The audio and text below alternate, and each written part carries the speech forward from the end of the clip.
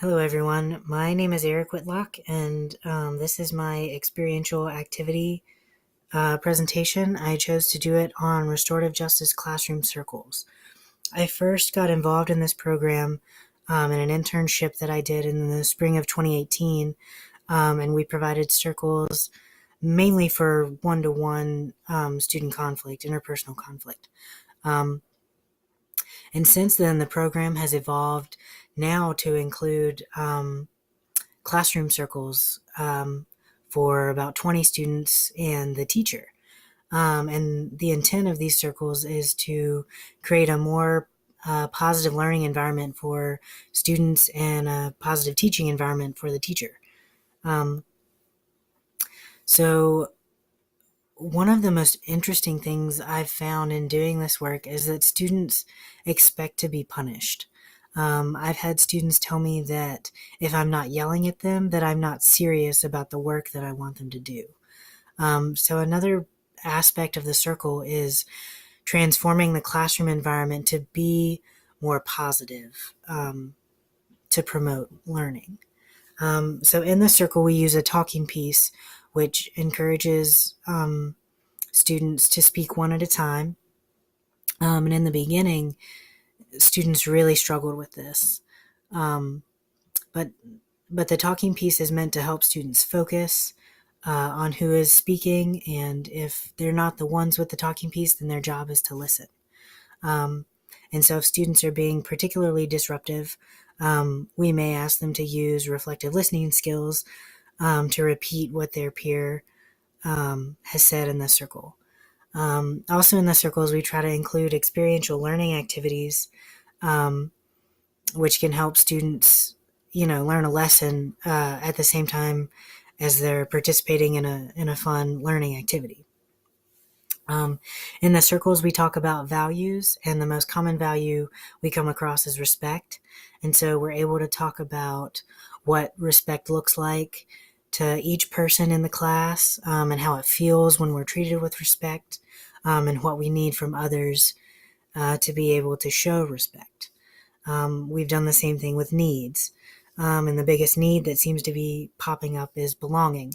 Students want to have a group of peers that, they can relate to and share personal stories with.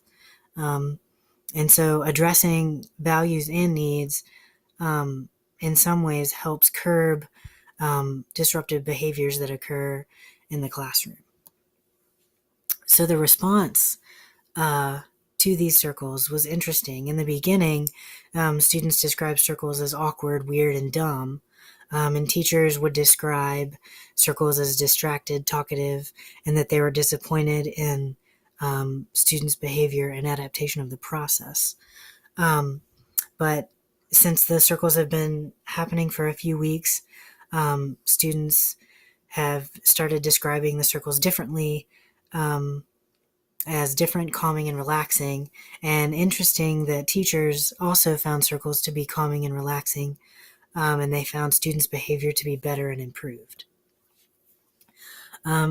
So this is a continuing project, and it seems to be continuing for the near future. So short-term goals include encouraging positive student behavior between students and other students and students and teachers, and learning the basic circle process and the rationale behind practicing circles. The long-term goals include creating a supportive learning environment for students and teachers focused on values and relationships, and eventually to transforming the school culture from a punitive one to a culture that promotes student development and growth. So quickly, I just want to go over a few challenges that we face. We work in 3 different middle schools, and so one school is not very supportive by the administration, the principals there. And so it's hard for us to get referrals of students to circles simply because the administration is not supportive of the process and they don't believe that it works. This could be because of preconceived notions that the administration may have about the program. Restorative justice is not evidence-based practices, so that could be another reason why administrators are reluctant to trust the program. In week 11, we all read an article about a restorative justice program in a high school, I believe. And it was described as a hippy dippy granola, nobody's going to get into trouble type concept. Um, and I think some administrators believe that it is a process where students are just going to be making excuses for their behavior and not getting into trouble. But if you talk to students who've been in a circle, or even teachers who've been in a circle with students, they can tell you just how effective the program really is. Another issue we face, of course, is limited resources. The program initially started off as a grant, and then the grant money ran out, but the schools decided to continue the program and continue to fund it. And so one of the issues we have right now is we don't have a meeting space to sit down and meet with students. So there have been times where we're talking with students to get their side of the conflict in the middle of a crowded hallway when classes are switching. And this is definitely not an ideal environment to be having that conversation in. So that's an issue that we're facing. And we've also had an instance of a class who's been having circles for about 10 weeks now, and they're not showing any signs of improvement.